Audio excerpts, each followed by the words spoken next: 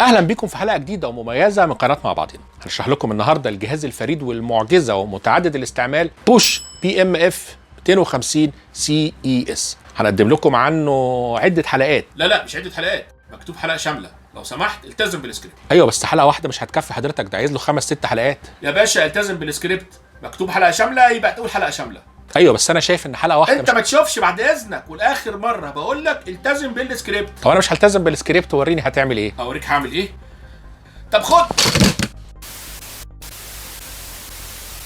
بعتذر لحضراتكم بعد العطل الفني ده، ونكمل حلقتنا اللي هنقدم لكم فيها حلقه شامله وامري لله. هنشرح فيها كل امكانيات ومميزات وكمان عيوب المتعدد المواهب والامكانيات BMF 250 CES. يلا بينا نبدا مع بعضينا.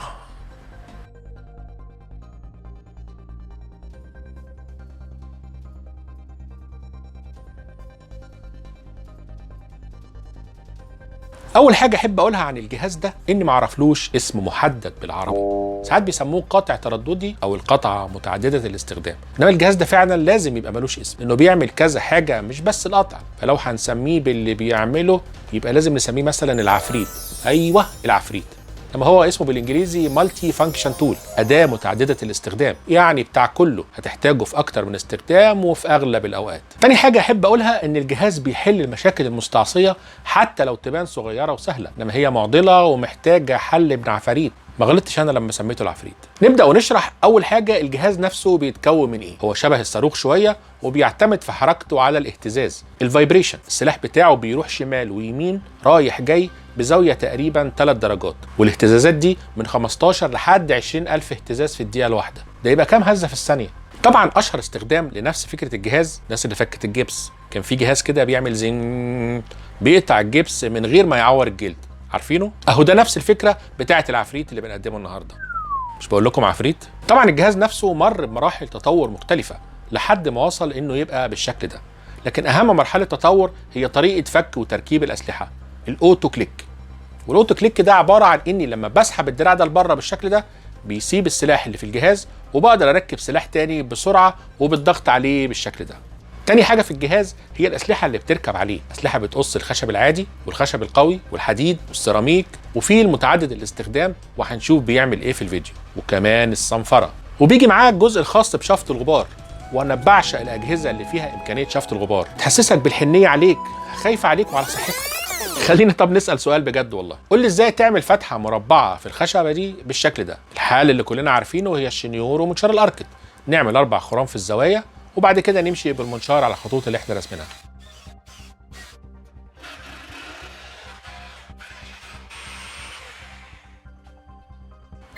مش دي الطريقه؟ انما بالعفريت هتقص على طول وتطلع معايا الخشبه مربعه.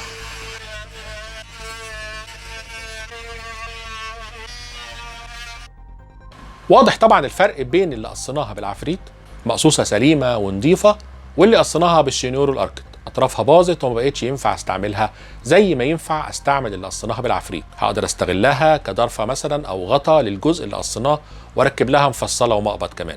طبعا موضوع الفتحه المربعه ده بيحل مشاكل كتير لو بركب جبسون بورد ومحتاج افتح فتحات لتركيبات الكهرباء، لو بركب فيشه كهرباء USB في مكتب،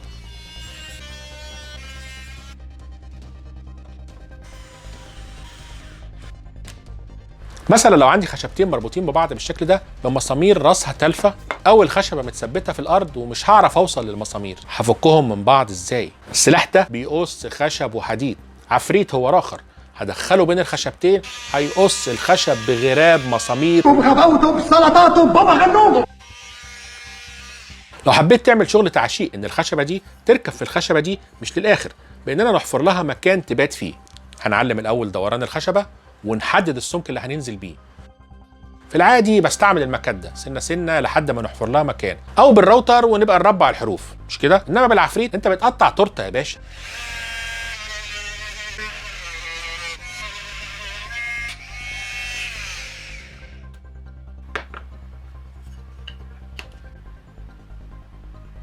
لو عندي مسمار طالع من خشبه وراسه مدفونه في مكان مش قادر اوصل ان اشده من راسه، قصه من جدره بالعفريت. لو عندي مسمار زي ده ربطت عليه الصواميل بتاعته وخلاص مش محتاج الزياده بتاعته دي، وفي مكان ضيق مش هقدر اقص الزياده بالعفريت. لو عندي ماسوره طالعه من الحيطه بالشكل ده مفيش طريقه تقصها بسوى الحيطه غير العفريت، لان اي قص تاني لازم هيسيب جزء بارز، انما العفريت بيتميز بان اسلحته بتنام على الحيطه او على الارض. صحيح، بمناسبه الارض، لو عندك دولاب او باب ومحتاج تقص من ضرفته سنتي او 2 من تحت عشان بيحك في السجاده او الموكيت، لازم هتضطر تفك الضرفه وتاكل منها بالفاره او المنشار وبعدين ترجع تركبها تاني. انما لو هتستعمل العفريت وهي في مكانها هنقص اي زياده. تركه بقى صغيره كده، ازاي احفر ابيت الخشبه المربعه دي جوه الخشبه دي؟ ملهاش حل غير الراوتر والمكده. نبدا الاول اننا نرسم 4 اجناب للخشبه اللي هنبيتها. ميزه اسلحه العفريت ان فيها مسطره، يعني بقدر احدد واختار العمق اللي هدخل بيه جوه الخشب. هنبدا نحفر ال4 اجناب للمربع، ننزل مثلا 2 سم في ال4 اضلاع، وفي جنب الخشبه هشوف العمق اللي انا محتاجه واعلم عنده. هندخل لسان السلاح بنفس السمك الخشبه اللي هنركبها لحد ما يتفصل المكعب اللي عايزين نشيله. حركات والله. نيجي بقى لحاجه مهمه جدا في العفريت، هي الصنفره. ايا كانت الصنفره المتوفره عندك، المربع او الدائري، طبعا كل واحد له استخدامه، انما مفيش واحد فيهم بيديني الامكانيات اللي في العفريت. يعني لما عاوز اصنفر جزء داخلي صغير في تربيعه زي دي، بختار الصنفره اللي هركبها وبركبها في الجزء الخاص بالصنفره. وطبعا بيركب مع الصنفره زي ما قلنا الجزء الخاص بشفط الغبار، بيشفط تقريبا 95% من غبار الصنفره. بركبه الاول في العفريت واقفل القفل بتاعه، وبعدين بركب الصنفره وبوصل المكنسه اللي بتشفط الغبار. او لو عندي فتحات بين خشبتين وعايز اصنفرهم، لا المربعه ولا المدوره هتقدر توصل اصلا، مالكش حل غير انك تصنفرهم يدوي. بالنسبه للسلاح ده مكتوب عليه مالتي ماتيريال، يعني المواد متعدده، هو بيكشط وبيقص. يعني لو الواحد قابل سيليكون من النوع الغلس اللي بيكون شابط في مكانه بطريقه تغيظ، ركب السلاح وهتكتشف انك كنت محروم من الدلع. نفس السلاح ده بيشيل اي زيادات من الحيطه او في الارضيه، وبرضه بيقص الموكيت.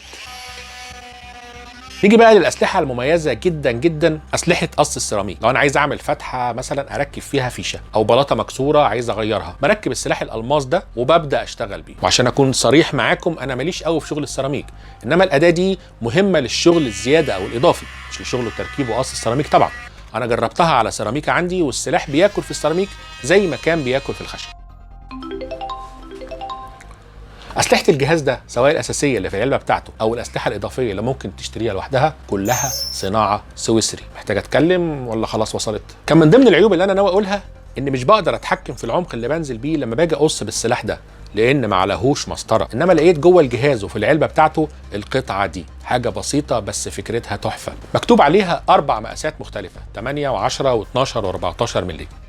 بركبها قبل ما اركب السلاح الدائري، بتدخل في المكان بتاعه بسهوله وقوه، ومن خلال الرقم اللي ظهر عندي ابقى عارف ان السلاح هيغرس في الخشب لعمق كام ملي. بالشكل ده ابقى بتحكم في العمق اللي بيدخل في الخشبه او الماده اللي انا بقصها، يعني عشان لو وراها سلك او حاجه ممكن تنجرح او تتخربش. الجهاز بيقدم لي امكانيه ان اقدر اتحكم في سرعه الهز بتاعته عن طريق الساقيه اللي في الجنب دي، وزرار التشغيل بتاعه من النوع الاون اوف، ودي ميزه الحقيقه، لان في انواع تانية بضطر افضل ضاغط على الزرار طول فتره الشغل واخفف ايدي لو عايز اقلل السرعه. انما في العفريت انا هختار السرعه واشغل الجهاز وهيفضل شغال معايا بدون مجهود اضافي او تركيز في الضغط على زرار التشغيل.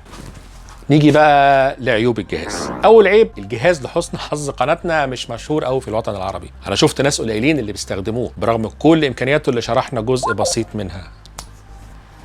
تاني عيب، الجهاز جاي من غير مسكه الايد، المفروض بتركب هنا او هنا، يعني الخرم موجود وجاهز. فين بقى الايد؟ بس اظن الجهاز اصلا مش محتاجها قوي غير في مواقف نادره جدا. ارجو ان حلقه النهارده تكون عجبتكم واستفدتم منها، وطبعا احنا مش بنطلب منكم الاشتراك في القناه الا لو الفيديو عجبكم، وكالعاده مش هوصيكم على لايك وشير، وان شاء الله نتقابل على خير. سلام عليكم.